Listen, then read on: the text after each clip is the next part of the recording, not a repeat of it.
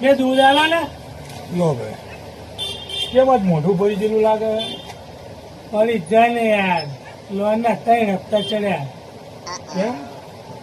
પૈસા નહીં શું કરવાનું યાર આજ તો જબરી થઈ શું થયું એક વાર અધિકારીનો ફોન આવ્યો બરોબર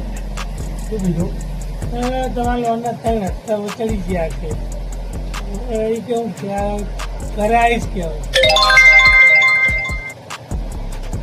ચાલ આવશે શું ખબર હવે તો ઘરે આયા રાખો એટલે ટેન્શન મને એનું નહીં તો ટેન્શન મને એનું હે કે આવશે ત્યાં આગળ કારણ કે